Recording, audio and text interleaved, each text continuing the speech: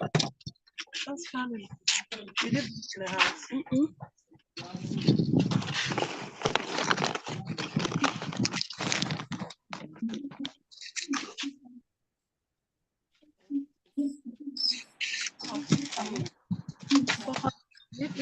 Like Jesus.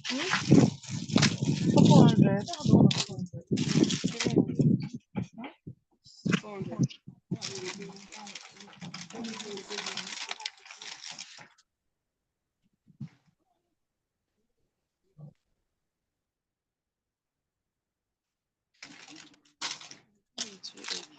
Okay.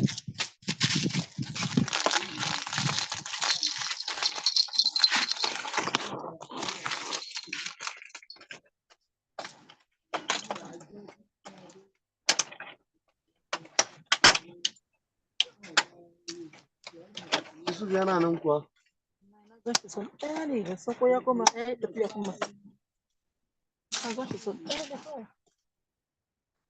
Yo, budurwan shi nan ta kira ni. An ce wai an ce ana haushi da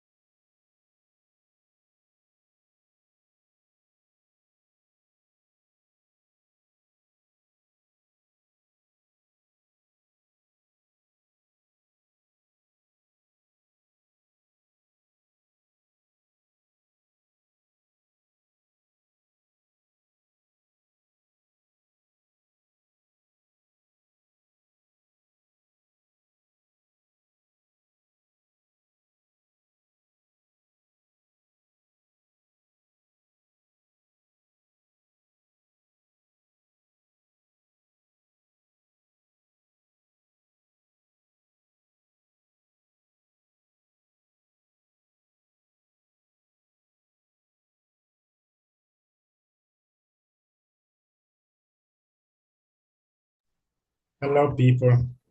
Hello today. Hello, good evening, everyone. Please indicate if you can hear me. If you can hear me, can you indicate in the chat box? It's almost 5. If you can hear me, can you please indicate?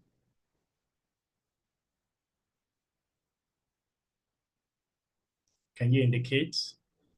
Good evening, everybody. Okay, thank you, Patience. Thank you for acknowledging that you can hear me. Good evening to you. Good evening, good evening, good evening. Fekadu, good evening. Can you hear me? Poladebayo, I can hear. Oh, thank you. You can hear me clearly. Thank you. Good evening. Timothy, are you going to say something? Timothy Ojedeji, good evening to you. Where's Aisha? Aisha, are you on the call? Good evening. Oh, yeah. Okay, I can see Aisha. Aisha Abdul Mohammed. Good evening to you. Excel, good evening. Good evening, everybody. It's a beautiful day, another beautiful day. Another beautiful day to be here. So I think I can still use this time to just warm up a little bit. Let's warm up, let's warm up, whilst we wait for others to join. Now, I told you it's about to get more interesting. Abba said that you're welcome today. You're welcome. You're welcome. Good evening. It's about to get more interesting. As you can see, that the groups have been created. Yes, the project group has been created. It's going to get interesting. So we're about to get into the practicality of leadership. Now, many of you, you've been paying attention, you've been listening and writing tests saying this is beautiful. Now your leadership skill is about to be put into test. Your influential skill, your service skill, your responsibility skill, and so on, is about to be put to test through this leadership, project leadership that you're about to embark on. It's going to be an interesting one. And I can tell you ahead of time that one of the most interesting parts, I don't want to say the most challenging part, but one of the most interesting parts is the ability to carry people along, how to influence people. Now, we're about getting into the practicality of leadership. The project group has been divided. You're about to get into the practical aspect of leadership, which is the ability to influence people to do things. The other day when I was taking the session on leadership, I asked you guys to define leadership, and some of you were giving the word influence. Now we will put that influential power to test very soon. Very, very soon. Yes, interesting. Okay, so far, your test. If you've not done your test, I know some of you have not done your test. I don't know. Some people are waiting till the last minute before you do your test. Don't forget the test ends tomorrow. Tomorrow, Friday. This test ends tomorrow. So please do your test if you haven't done yours. Go ahead, do your test if you are yet to do your weekly test. Don't, after tomorrow, you won't be able to do it again. And then the session you've had this week, including today's session, will be added to this weekend session. And then you do another test. I think this last week test is about 40 questions. That's like 4 sessions. So if I'm not mistaken, this week's session, but about 3. Today's one will make it the 3rd one, if I'm not mistaken. We made it today's one will make it the 3rd session, and tomorrow, and then on Saturday, thank God you have the timetable. Then on Saturday, we can start. We added to Saturday and Sunday, then you have about 5 sessions. All right, so can I in the chat box, let me also look at my friends on YouTube. If you're on YouTube, can I see your chat? Oh, David Tosin, yes, thank you for acknowledging our regular YouTube student. Yes. Good evening, everyone. You're welcome to today's session. Just before we've started there anyway. We started automatically, and our speaker for today will be joining us very soon to take his session. But before then, I would just like to know, can I get some feedback, in the chat box? Can I get feedback in the chat? I want to read the chat. I want to read your chat. Can I get feedbacks in the chat? Let me know, what do you think thus far? What have what have you learned? What has been outstanding? What are you practicing from what you've learned in the class thus far? Let me get your feedback. Let me read your feedback. Let me feel a bit, So please, let me see your chat, YouTube, Zoom. Let's see, what are you saying? What are you saying? So far, let's get feedbacks. Let's get feedbacks. And whilst I wait for your feedbacks on the outstanding moment for you thus far, I know last time some of you gave some outstanding moments sessions. Whilst I wait to read that, part of the games we'll play is that, although we'll do a sample and send it to the groups, is that you do like a 30 seconds video of yourself just talking, saying something that you've learned thus far, or maybe a cliche, and then we'll say LIC 2024, and then we'll post it. We're going to compile the video and post it on our Instagram page. Maybe we'll just do a 1 week session first. So anyway, we'll do a sample. It's going to be for about 30 seconds. Yeah. Do a sample, mention your name, where you're learning from, the topic, the speaker, and what stood out for you. It's going to be fun. I told you that there will be games, we'll have breakout sessions. It's going to be fun. So thus far, we've been learning theory. So far, theory. And after the theory, we are going to also, okay, so just checking if, okay, so I'm trying to read the chart. I'm yet to read your chart. Or is it that nothing spectacular thus far? You've not been able to practicalize anything? Do we have students amongst us? Have you used Meta AI? Have you used AI for your assignments? What have you been doing? Those who are business owners, have you tried using AI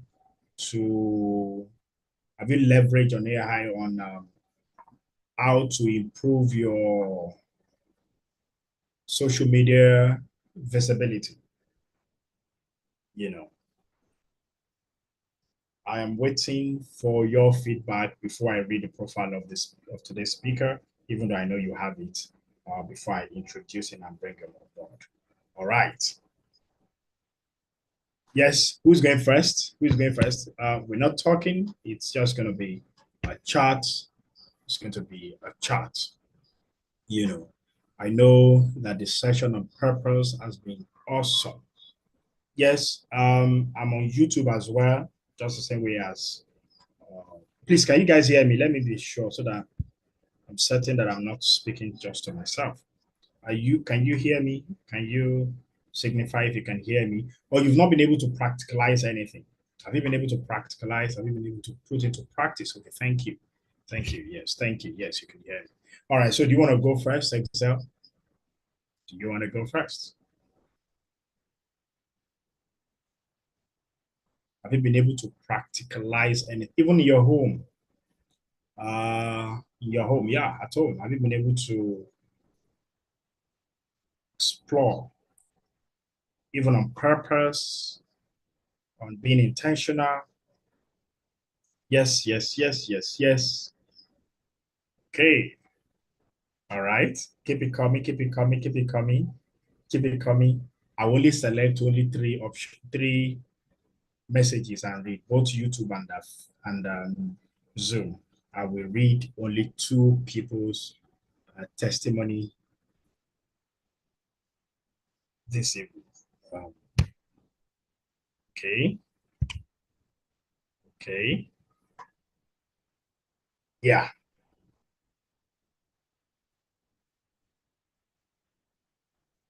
Aisha. Now, Aisha will be wondering that I'll be picking on her since the day she did not give me. Thank you for that. I've seen your comments. I'm just waiting for more so that I'll just pick only 3 and read out. Thank you. Keep the comment coming. Keep your feedback coming. Oh, okay. That's impressive. Aisha, I've been picking on you, right? Since you did not give me meat. And you'll be wondering, are you the only one that didn't give me meat? Okay. Yes, yes. I'm also waiting for those on YouTube so that it's not just those on Zoom that are commenting on what they've learned. Yes, thank you. I've seen your comment as well. I've seen your comment. I've seen your comment. YouTube, bring it on, bring it on, bring it on. And then we can go right into today's session. Finally, okay. Are you serious, Aisha? Aisha, where are you chatting from? Where are you from? Where are you? Where are you based? That's what I mean. Which state?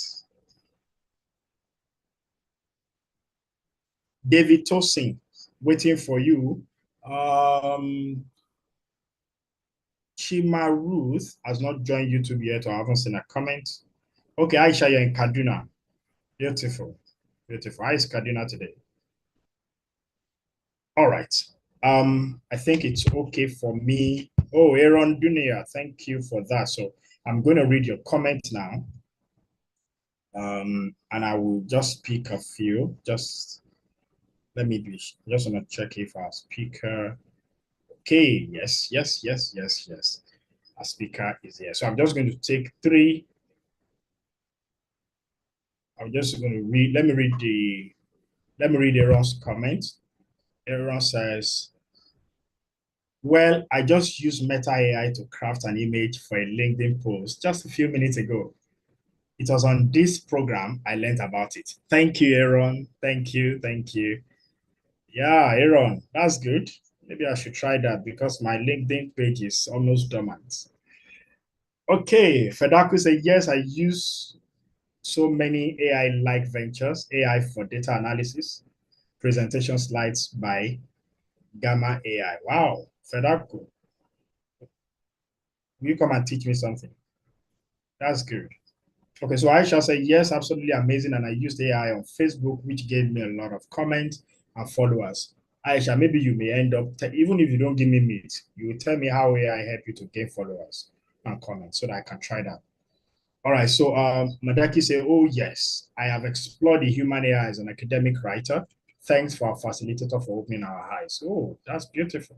I'm sure they will hear of this comment, hopefully, God willing. And the patient says, AI has been amazing for me after the class I made use of. AI has been amazing for me after the class I made use of the AI, and there's been a lot of improvement from my end. Thanks to the platform for the eye opener. Wow, good to hear. Beautiful. Okay, my social media, Olugbe says, my social media outreach has gained more traction, and my sense of purpose has been fueled. Purpose, purpose, purpose. Beautiful. AI purpose. So today is going to be another amazing session. Zumadura, you're welcome. You're with us now. Welcome back. So our session today is going to be awesome. We have our speaker on the call right now, and I'm just going to introduce him and read his profile to us. Okay, so Pastor Gideon Mba is an apostolic leader with an emphasis on mobilizing the church to rise to a place of influence and impact in society. He's committed to raising the next generation of kingdom-centric leaders. He presides over Choice Souls Media, an interdenominational movement that has empowered thousands of believers for kingdom advance in different spheres. He is the lead pastor of Manifold International Church, a missional city church in the heart of Lagos, Nigeria. He is the convener of the annual National Day of Prayer for the Next Generation in Nigeria called Somebody Pray. By the way, we just had one and I was there. Always awesome. He's also leading the nationwide campus tour known as the Move, with thousands of young people reached and empowered for God's kingdom. He continues to teach, train, preach, and empower the body of Christ globally through his itinerant and media ministry. with a warm welcome. Please, can you join me in the chat box, even as I welcome Pastor Gideon Mba. You're welcome. Wow. Thank you so very much, Olasomi. It's good to be here. Thank you. Can you hear and see me? Can you hear me? Okay. I think you're muted, sir. I don't. Can you hear me now? Can you hear me? Yes, sir. Yes, sir. Can you hear me now? Okay, I guess the others can hear me.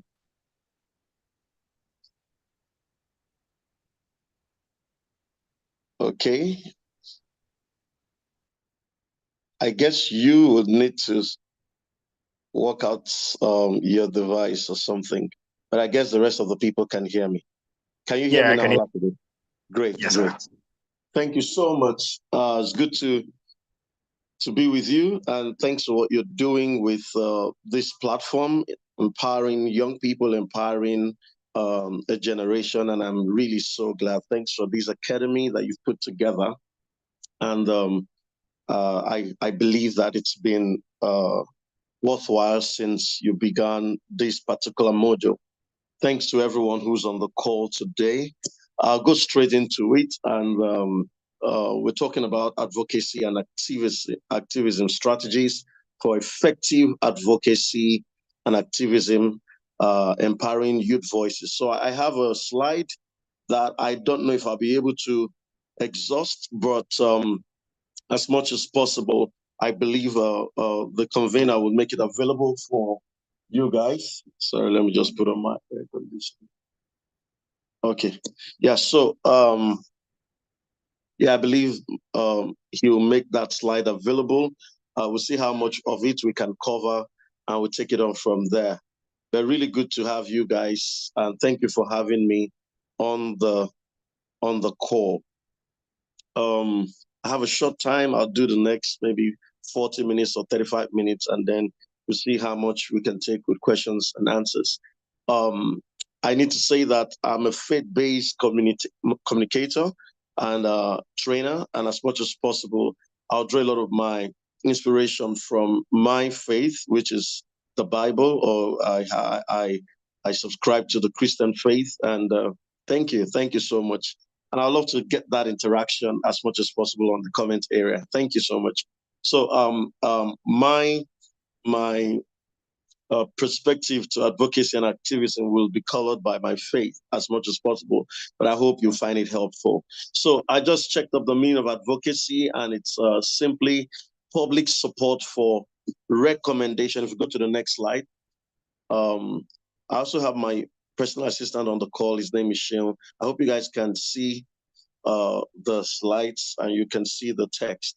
Okay, so advocacy is basically a public support for recommendation of a particular cause or policy. The public support for recommendation or of a particular cause or policy. So it's about identifying problems and finding solutions by inviting and involving all interested or affected parties. It is about identifying problems and finding solutions by inviting and involving all interested and affected parties. And so that's very key. Activism, on the other hand, has to do with the policy or action of using vigorous campaigning for bringing about political or social change. The policy or action of using vigorous campaigning to bringing about political or social change. It's all about getting people to listen to your cause by going to protest, giving public comments, and taking up space in support of an issue. I'll take that again. It's about getting people to listen.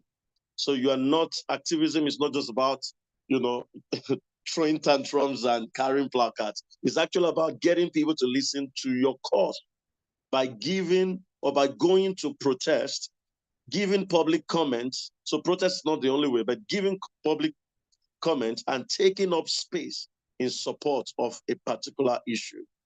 So the key point of advocacy and activism from the definitions I've given is clear. I saw a particular word that is very, very very, very imperative and very, very key in understanding advocacy and activism as young people. The word is the next slide. That word will be the word cause. If you see there the word cause, it's repeated in the definition of advocacy and in the definition of activism. The word cause, which has to do with a purpose, a driving agenda.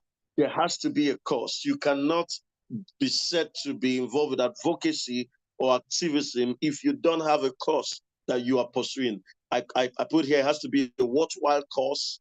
It has to be a cause worth pursuing. It has to be a cause worth defending. It has to be a cause worth supporting. At the core of advocacy and activism is a cause, a worthwhile cause, a cause worth pursuing, a cause worth defending, a cause worth supporting. So advocacy and activism is actually living beyond yourself. In my course of understanding this subject, it has to be driven. You are not an advocate. You are not. No, we'll come back to that in a moment. You're not an advocate until you find something that is worth living for, and can I say something worth dying for. So at the core of advocacy and activism is that you found something worth living for, something worth dying for. So I put here, advocacy and activism is living beyond yourself. It is living for something bigger than yourself. So don't even get into the space of advocacy or activism until you found a purpose, you found the cause, you've found something worth living for. And then if that thing is going to cost you your life, is also worth dying for. We don't have a lot of young people who live in that space where they have found something that is worth living for and something that is worth dying for. I told you that I'm a faith-based communicator, so I found some guys in scripture, some models in scripture of people or young people who were advocates. And so I'll go to my next slide. These are Bible examples. We know of David in 1 Samuel chapter 17, verse 29. We're not going to read the text, but if you could check the Holy Bible, you'll find that David came to battle. He was a young person. Bible scholars tell us he was about 17 or thereabout. He was a teenager. He came to battle. He came to the battlefront or to give food to his brothers, and then he sees this massive giant. If you've been to Sunday school, or if you know anything about Christian Bible stories, you know the story of David and Goliath. But something stood out in the process of David engaging Goliath. Something happened. He was brought to the king. He actually began to ask a question. And he said in that verse 29, he said, "Is there not a cause?" This was when somebody, was asking him, what are you doing here? What are you doing at the battle? Why are you here? And he made a statement and said, "Is there not a cause? Is there not a purpose? Is there not a reason? Is there not something worth pursuing, something worth defending, something worth, giving myself for?" So at the heart of advocacy and activism is a cause. David killed Goliath not just because he wanted to flex or just be some exuberant young person. He killed Goliath because he found the cause. So I'm hoping that everyone who's in this lecture would find a cause. You will never be able to effectively come into that space of advocacy without a sense of purpose. And there must be an agenda driving what you are advocating for. The world is about agendas. Everything around our world, in our world today, is powered by agendas. There is the Islamic agenda, there's the gay agenda, there are political agendas. The wars and all that we're seeing in our world today are powered by agenda. News media is powered by agendas. And so there are several agendas. Christianity, religions are powered by agendas. And so if you're going to be an advocate, an activist, as a young person, you must find a worthwhile agenda that is worth living for and dying for. And David could never engage Goliath until he found a purpose, a reason. Why should this guy be, this Goliath or this giant, be literally taunting an entire army of God's people? And that was key. Esther also is a story of a young lady who was raised in the king's palace, and he had a mentor in his uncle or so, Mordecai, who said to her, "You've got to go in there and defend your people. You've got to go in there and speak for the Jewish nation."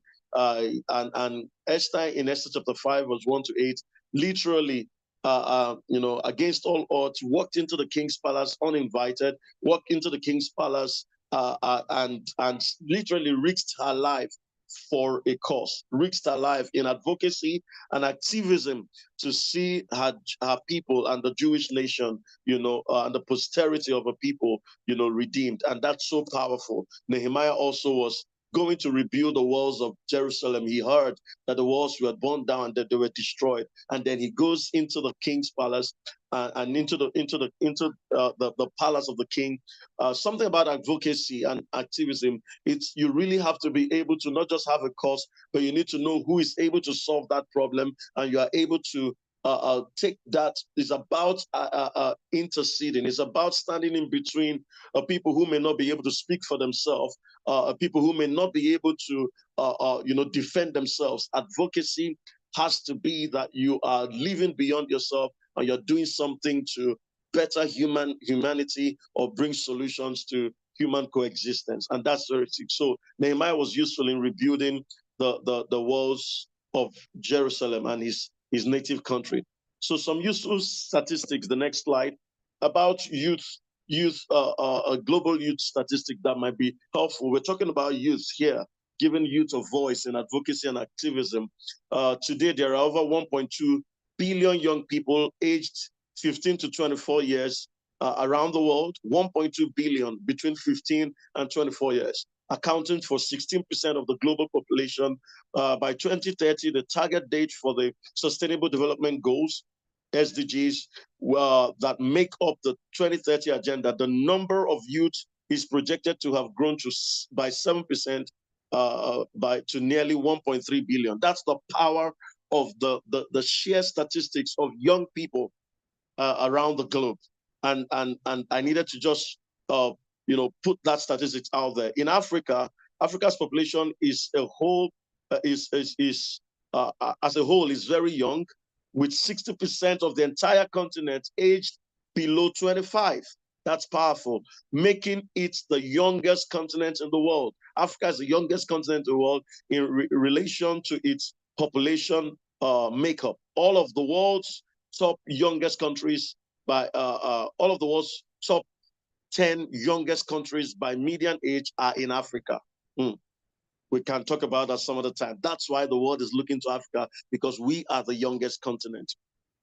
It is estimated that 60% of bringing down to Nigeria, 60% of Nigeria's population is under the age of 25, making it the youngest country in Africa. Guys, this is powerful. So global population of young people, 16%, Africa, 60%, Nigeria, 60%. I put up this, statistic, just a moment. I put up this statistic just to help you understand the power of the population of young people and the voice that we should have in advocacy, the voice we should have. And I like to still talk about David. He was a young person, and at a time where the nation needed to fight a major enemy, at a time when a national problem needed to be solved, David, who was a young person, showed up, and he started that whole battle with advocacy and activism. He said, is there not a cause? He saw the enemy, he saw the problem, and he was willing to engage it through advocacy. And it was that question he was asking. I like to say that your advocacy and activism begins with the questions you are willing to ask. You may need to write that question down, that statement down. Advocacy and activism begins with the question you're willing to ask. with the question you're willing to ask. Questions are powerful. Questions attract answers. Destiny questions bring about destiny solutions. The questions you're willing to ask and the questions you're willing to provide an answer for determines how great you'll become in life. So I want to say to every young person here, you need to start asking some questions. Is there not a cost? You need to begin to ask questions about humanity, about life, about the problems that you see around you. And until you are able to ask questions, you can never become an answer. You need to write that down. Until you're willing to ask questions, you are never going to become an answer. And the kind of question you ask, I need some interaction. The kind of questions you ask will determine the kind of answers you provide.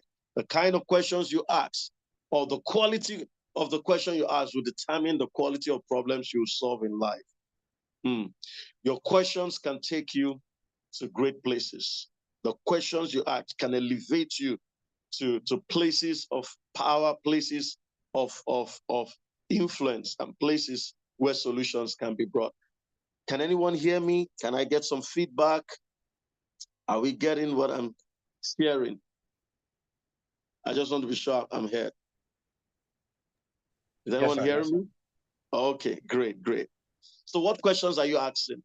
Advocacy and activism comes from quality questions about human life, quality questions about society, quality questions about things that can't remain the same. David saw that giant was literally threatening and was literally taunting God's people, and he was able to ask. So what question are you willing to ask?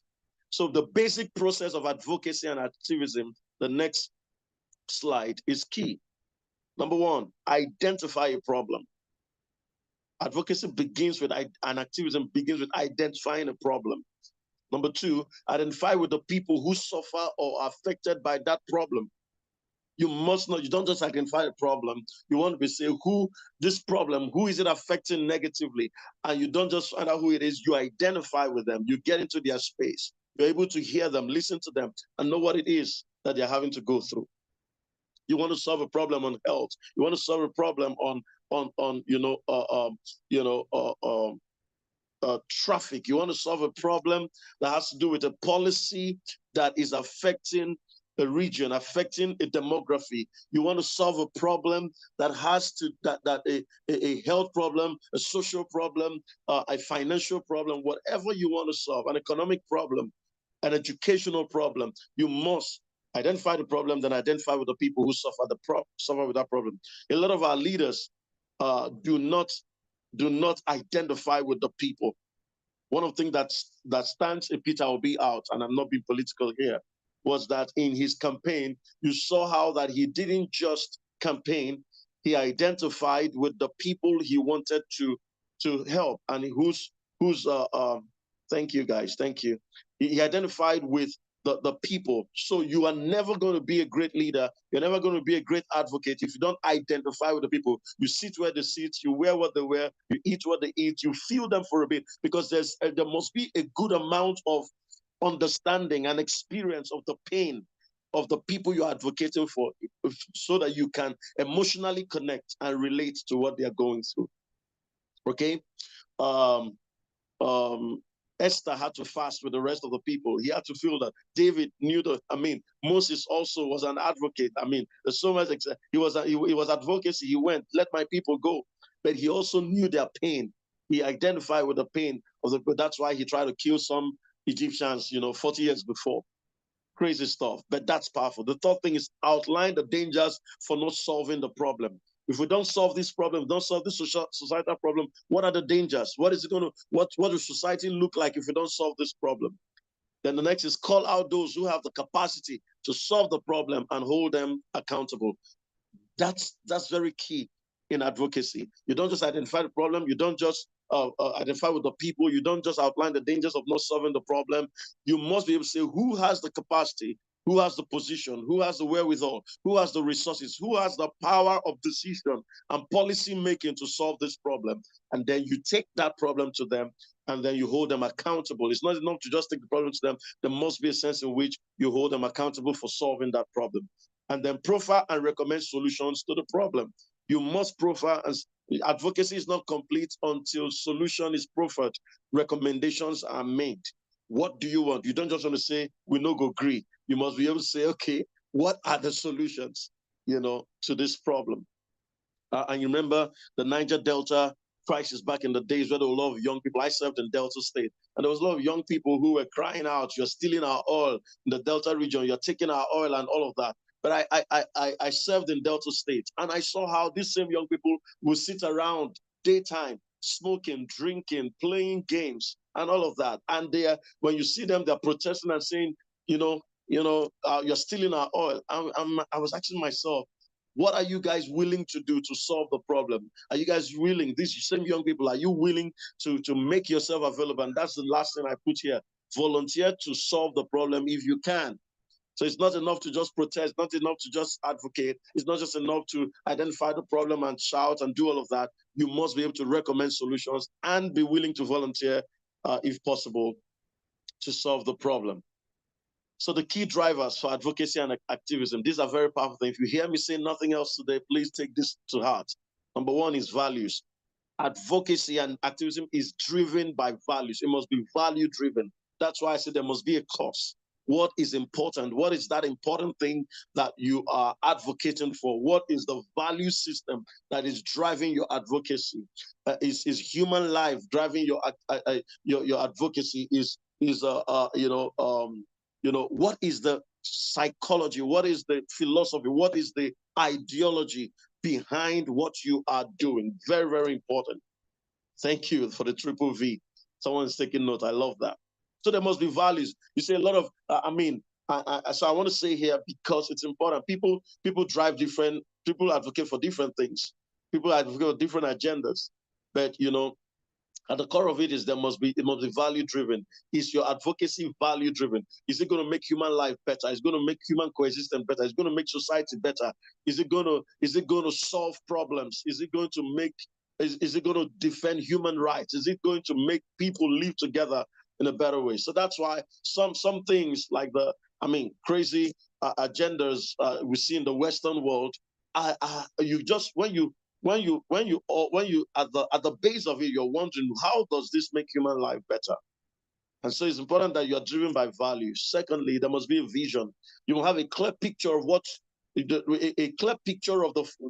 future can look like as a result of your advocacy and activism. You must be able to paint a clear picture. It must be clear in your mind, the vision, the picture of the future. What's a vision? A clear picture of the future, of a preferable future. Of a clear picture of a preferable future. That's a vision. A clear picture of a preferable future. You must be able to have a clear-cut vision, and that's key. Thank you, Go. And then the last thing is a voice. And so you have values, you have vision, that's not enough. Advocacy and activism means that you take your vision, your values and your vision, and you give voice to it. The voice is like the train. But the train runs on that the two powered rail, which will be values and vision. So you don't even need a voice if you've not clarified values and vision. I hope that's helpful to someone. Let me get some feedback. Is this helping anybody? Are you getting it? Yes, sir. Okay, type in the comment area. Let me just know that this is helping someone. Okay, my goal at the end of this is that somebody will catch a vision. Somebody will your heart will go out for something that can change humanity, that can impact society in a positive way. Thank you so much. I thank you. Thanks for the feedback. I like that. Okay, so the next slide, we just begin to get into some strategies as to how we can engage young people. So, with all I've said, young people need to begin to speak. We have the population, we have the numbers. We need to begin to speak. We need to begin to capture our values, clarify them, share our vision in very, very, understandable and relative way. And we must be able to, thank you, that's great. Yeah, so, and be able to find our voice. And so the next set of slides will just help talk about how we can begin to find our voice and the strategies we can use to make sure that we put out stuff. Empowering youth voices in advocacy and activism is crucial for fostering social change and ensuring that young people's perspective, ideas, and concerns are heard and addressed. Here are some key strategies for effective advocacy and activism among youth. The first is education. The next slide. Education and awareness. There must be education and awareness. The young generation need to be taught about their rights, responsibilities, and the political structure and processes to build a foundation for informed activism. So there's need for education. Activism and advocacy must be powered by well-informed thought processes. So there must be education around that. This goes right into the root of editing basic educational curriculum. So if we don't deal with our educational system, if there's no solid education and reinforcement of certain things into the curriculum by which we raise young people, we will not be able to have people who can really capture values, clarify visions, and find a voice to the cause that they want to defend. So we need to reinforce subjects like history studies, because the truth is, if you don't know your history, you will not be able to, you won't know your story, and you will not be able to advocate and you'll not be able to create the future. I think it was yesterday or so in America, it was the Black Day or the Black American Day or something. And I was watching a report of how a particular family traced their generations back to the 18th century. And so when the Black people in America begin to talk about what they want done and how they want to, be treated differently or treated right, they're tracing back the history of segregation, the history of all that they had to suffer, and their grandparents had to suffer, and that helps you. It gives you a sense of content for your advocacy and history for your advocacy. So every youth should be taught their history, their identity, and their purpose. So powerful. History, identity, and purpose. I love that. And that's powerful. And that's key. That's the kind of thing that Moses came to say to the children of Israel, the God of your fathers. So he brought them back to the place of took them back to the place of their identity, their history, and then told them, listen, you're a different set of people. You're a great people. You're a people who have a covenant with a God, and there's a purpose. God wants to bring you to your land and stuff like that. So there must be history, identity, and purpose. That helps. Education in those three areas really helps. Number two, the need for skill development amongst the youth.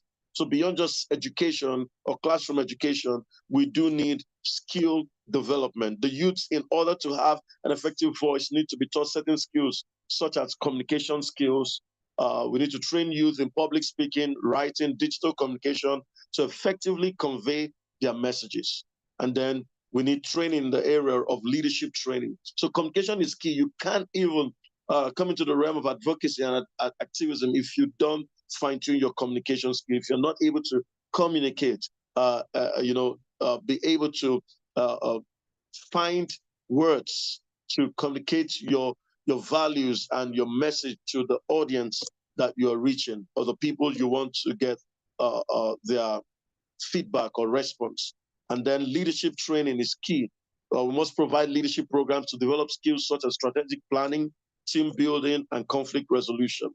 These are very, very powerful inputs we can make in the life of young people in order to empower them for effective advocacy and activism. The third will be mentorship and support.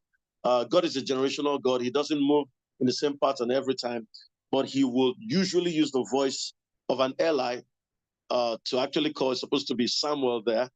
That was wrong. It's supposed to be Eli to call a Moses, or to call a Samuel, rather.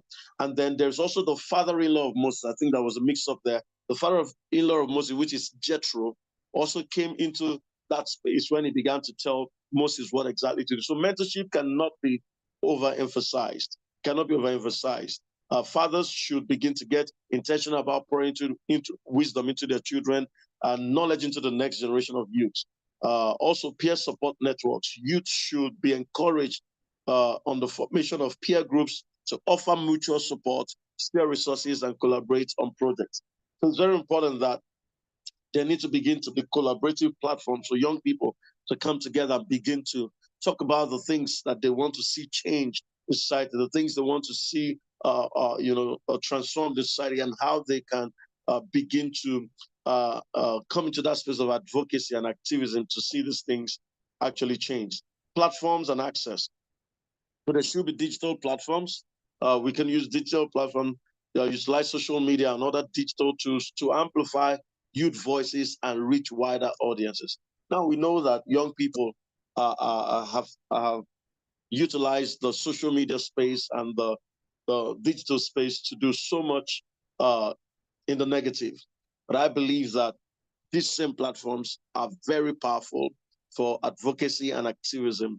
How that just one thoughtful presentation of a thought that carries great sense of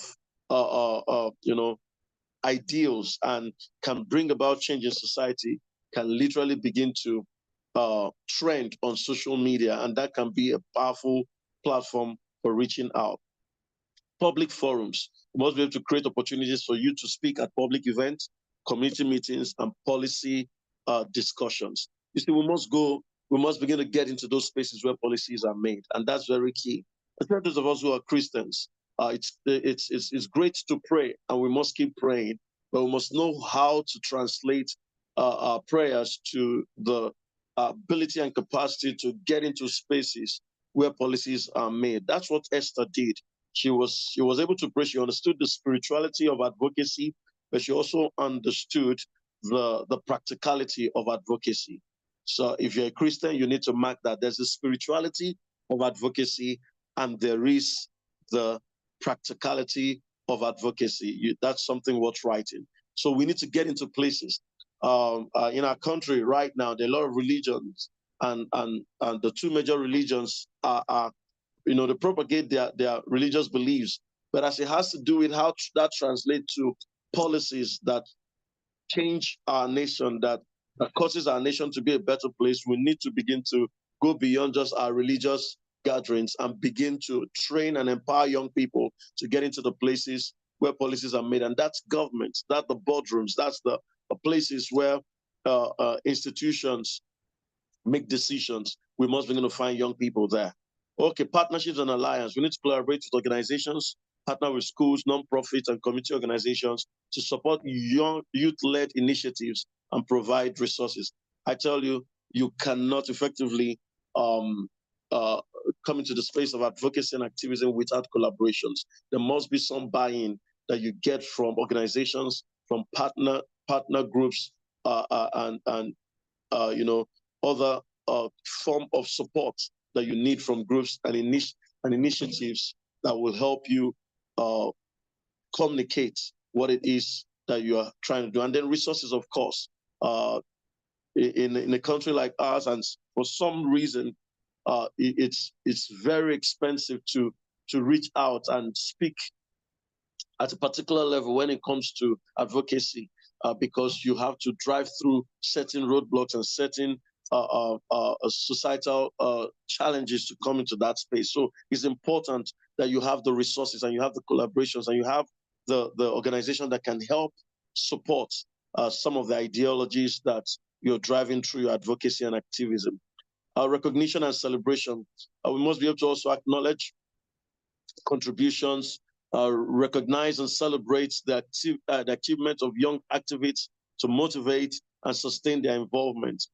Maybe offer awards, scholarships, and grants, and to support the efforts and education of young advocates. It's very, very important that we celebrate. Whenever you want to build culture, whenever you want to make something become a part of society, you need to learn to celebrate those who do it right, those who model it, the heroes who live out those values. And so I do believe that one of the things we can do to bring about greater participation of youth in advocacy and activism is to celebrate those who are taking the lead as young people who are doing certain things in that area to change society. We need to also come into that place of implementing these strategies. By implementing these strategies, communities and organizations can effectively empower youth to become active, informed, and influential advocates for change. There's some recent youth-led advocacy that we've seen around the world, and even in our country. The NSAS protest that happened in Nigeria was a youth-led, advocacy and activism process. And then we also see the youth population in America presently, what's going on in the universities in America as a result of the Israel-Hamas war. So much is happening. And the truth is, young people have power. And I mean, White House and the US government had to literally shut down to listen to what those young people were saying. And so we need to begin to see the power we have just for the numbers and for the brains that we have. And there's so much that we can bring to the table if we find a cause worth living for and worth dying for.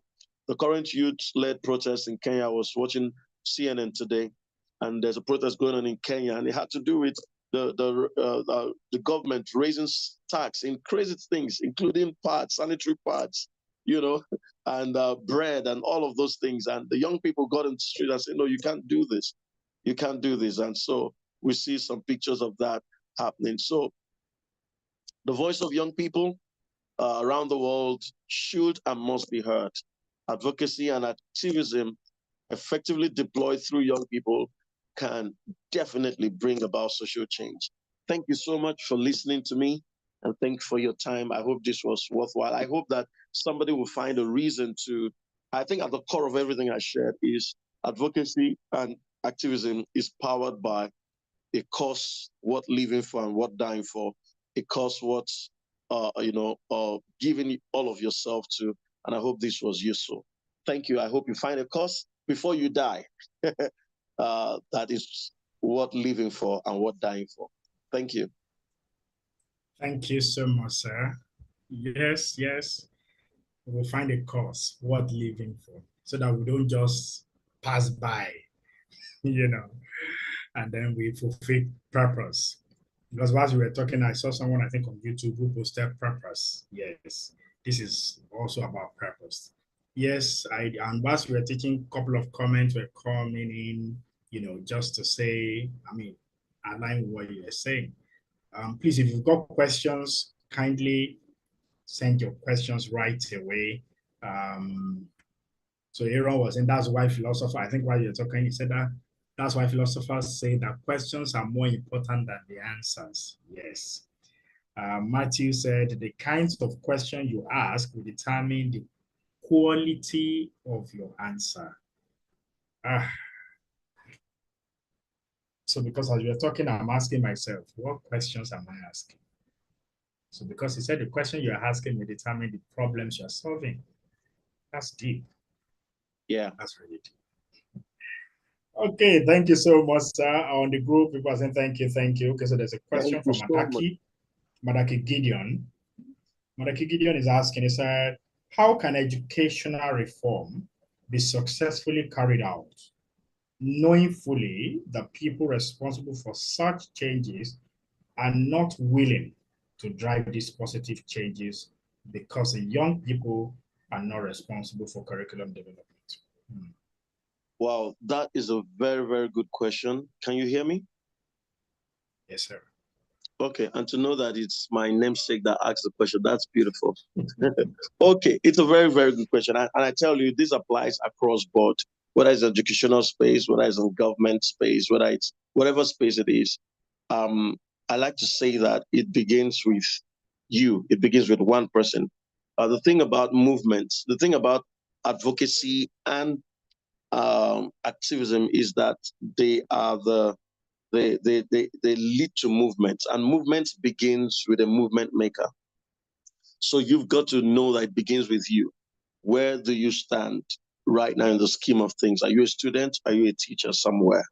And there must be that sense in which you begin to you see, advocacy doesn't start up down. It goes from down up. That's the way it works. So you've got to be able to begin to ask those questions. When David came to the battlefield, he didn't go straight to the king. He didn't go straight to Saul. He was asking a question amongst where he was. So begin from where you are. Begin to ask the question around where you are. Begin to advocate around where you are. Begin to send in papers around where you are.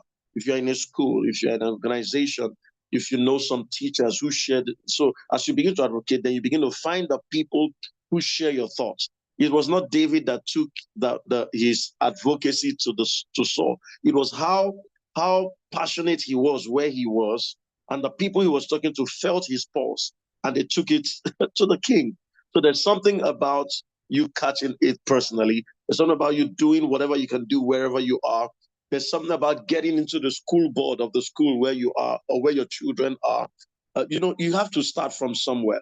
And from the school board, you begin. I mean, a lot of this is happening in America, whether it has to do with how in the Western world, where it has to do with what goes on with the LGBT agenda and all of those things and all that. So advocacy starts ground up, and you must need to begin to passionately speak at the level where you are, in the space where you are, and then as you find a quorum and as you find some other voices, it rises to the top. And I think that's the way it works. Mordecai had to speak, and the other thing will be you have to get into those spaces. You see, that's why advocacy begins with you identify a problem, but you must also identify with the people. Part of you can't solve a problem you're not willing to. How do I put it? You can't solve a problem by being outside of that problem. You would at some point need to analyze it from outside, but in solving it, you need to get in there. So some of you may need to take courses. You may need to get into spaces, take a master's degree, take something, sacrifice something, change location, go live somewhere else. Get into settings as advocacy and activism will cost you something. It will never change just by you standing aloof. You've got to get into those spaces, and hopefully that would rise. But I tell you, there are organizations in the world we live in right now. There are organizations in the educational space who are advocates. You need to get online, find out who is talking about the same thing I'm talking about, who has a passion for the same thing I'm talking about, and then we begin to form that quorum and form a formidable voice to be able to speak to those who really matter, especially in the area of curriculum change. And I think it's going to take time, but you need to start from where you are, build community, clarify your thoughts, and as you keep doing that, you'll be able to come into the spaces where you are able to really solve those problems. I hope that was helpful. Yes, sir. Thank you so much, sir. So there are a couple of questions, sir. Someone is asking, he says, sir, you said until you are willing to ask questions, you cannot be an answer.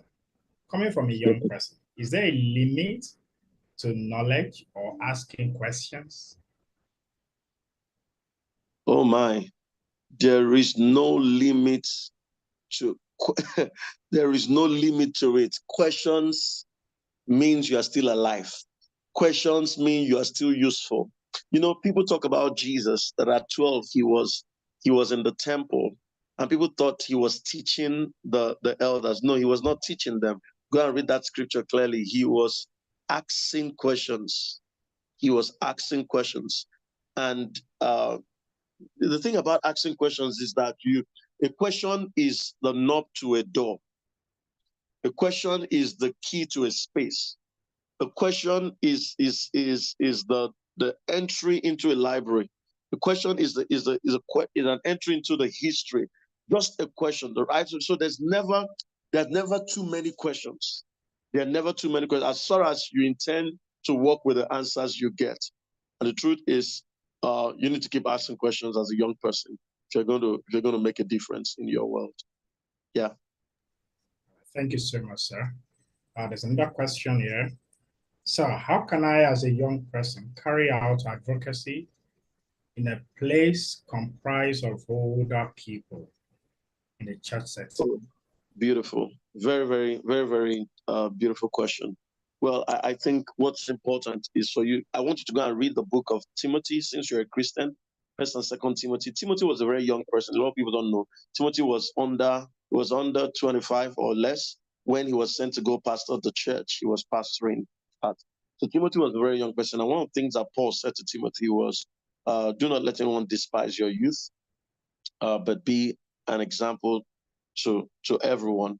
So the first thing about a young person advocating is you need to know your identity, You need to know your history. You need to know your purpose, like we talked about in the presentation. But beyond that, you must respectfully advocate, especially when you're dealing with young people. It's important that you respect them. It's important that you find the right words. You must, and respect for old people means you appreciate what they're doing first, and you then suggest what you think that can be done.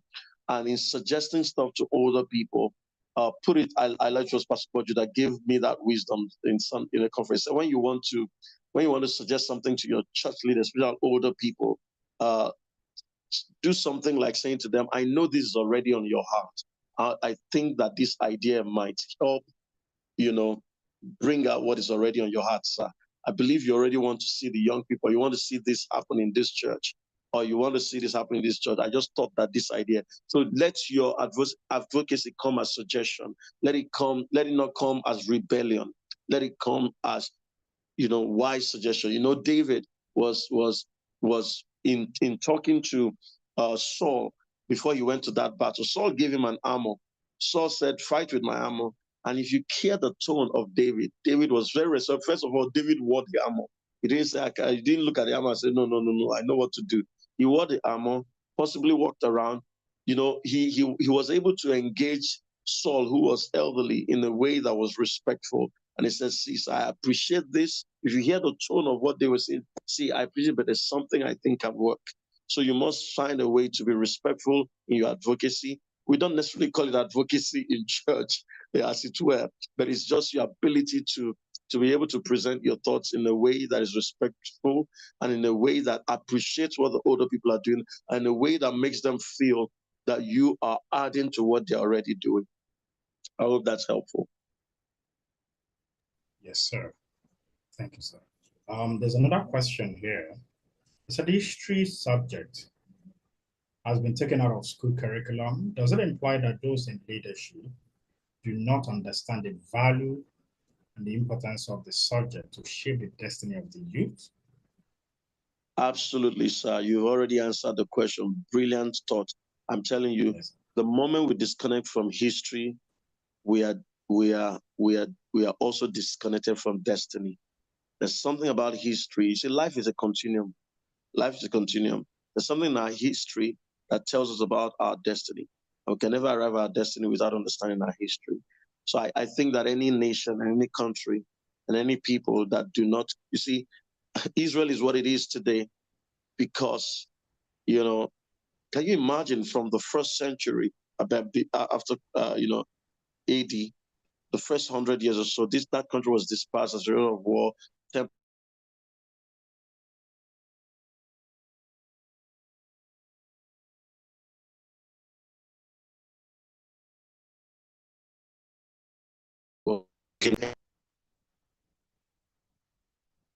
Can you guys hear me? Okay, yes, sir, you're back. Sorry, I think I had a distortion. The call was coming. I was saying the Jewish people were dispersed around the world, and after almost maybe like 18th centuries or 17th centuries, just in 1964 or 1947, they were able to come back together because they had a history. And the Jewish nation is what it is today because it keeps tracing back its history. But after maybe 17th centuries, they were able to come back into certain space where they could trace their history back to. So I'm telling you, if there's anything we need to advocate against, it is taking history out of people who don't know their history cannot fulfill their destiny. And we must, it's a worthwhile cause. I tell you, if you want to go into that, that's something we need to be thinking about doing. We need to restore our history because history connects us to our identity and it's very key. Thank you, sir. I'm just going to take 3 more questions. There's a question that said in an organization where you question everything to get an answer in order to solve the problem of corruption, and you are seen as an enemy. Is it wise to continue being inquisitive or stay passive because everyone sees you as the enemy? What's the best approach? Wow, I feel you. I feel it can really be tough when you're in a place where you you are asking the right question and you're seen as an enemy, especially when it's a problem with corruption. I would say that the principle of light and darkness and the principle of a leaven in a dough. Scripture says that, a little leaven, impacts on the entire dough. And it's important that you know that you shouldn't stop making a difference where you are. You shouldn't stop influencing where you are. I don't think you should go passive. I think that in beyond your questions and beyond your advocacy by words, you need to get into advocacy by actions where you begin to live the life. You begin to choose to be righteous in the midst of the corruption, where you choose to begin to insist on certain things within your space and where you have the power to control things. Sometimes you cannot control things beyond certain spaces, but where you have the power to control things, remain a person of integrity. Let your integrity produce certain results. There are results that integrity produces that will shut the mouth of the enemies, like in your words.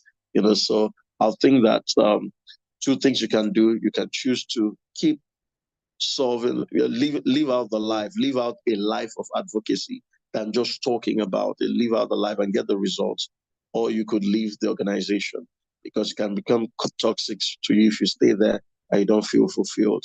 It's important that you begin to get certain results as a result of your life of advocacy, your actions, your deeds. And I believe that that would help. And then find one or two other person. I do not think that if everybody in an organization sees you as an enemy, everybody, then it's something we need to talk about. You need to find one or two persons who, even if they're not fully with you, still buys you, and then you begin to win their hearts until you're able to touch more people. But otherwise, you could leave the organization. Yeah. Very profound, sir. Okay, there's a question on YouTube. One of the questions I've been asking is, what is the rationale behind the ageism in the Nigerian labor market? So then, how can the young people really do this? I'm struggling to hear you. Okay, I'll take that question again. Is one it of written? The questions, sir? Is it written on the comment area? I can't. Yes, comment on YouTube. Okay, go ahead. Yeah. One of the questions I've been asking is, what is the rationale behind the ageism? Age, that's okay. Yeah. In the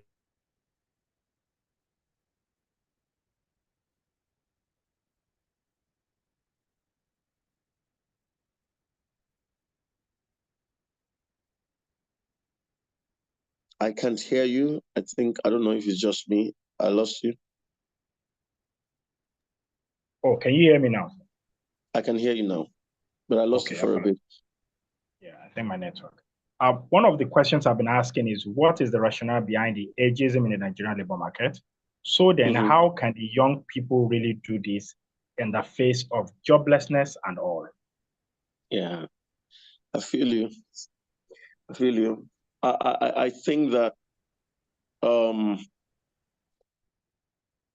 if I understand that question, are you talking about the fact that the labor market is willing to take younger people, or is willing to take is not willing to take people younger than or above a particular age? Let me understand that. I think the question is talking about the fact that we have older people in the labor market and they are not giving space for the young people. So how can the young people take charge? I see I think it depends on the sector too. There are sectors right now who are very, very open to young people. I know that certain tech spaces and even the banking space and all that are really going for young people. However, I understand that there could be spaces where there are a lot of people who have who are unwilling to open up space for young people. But I think in the end, when it comes to that, I like to go back to the Bible. Your gift will make room for you. You've got to be able to solve a problem right where you are as a young person. and David was busy doing what he could do, where he could do it, solving. But there must be an entrepreneurial spirit. I think that should drive young people to that entrepreneurial, pioneering thing. The myth also that thinking that just getting into certain career space is all it takes to be something in life is also in itself something you need to begin to think differently about. So what problem can you solve right where you are? What need can you meet right where? How can you develop yourself in a way that you are valuable, in a way that you are in a way that people make a demand for you? So I would just encourage you to increase your value, to increase your capacity, to become entrepreneurial, solve a problem around you with the gift you have, expand your capacity, and you will become more useful and more needed in the labor market or in the spaces where value is exchanged for money. So I encourage you to look inwards and encourage young people to look inwards and keep developing your capacity. Right now, the world we live in, you can make money in different spaces. There's so much learning that's available in certain spaces online and all that. So just keep developing yourself and keep increasing your value. People ask for you when you're valuable, and regardless of your age. So what you need is that sense of increased capacity, and I hope you find this useful. Yeah. Thank you so much, sir. The last question for today. Sir, funding is important to drive this to some extent.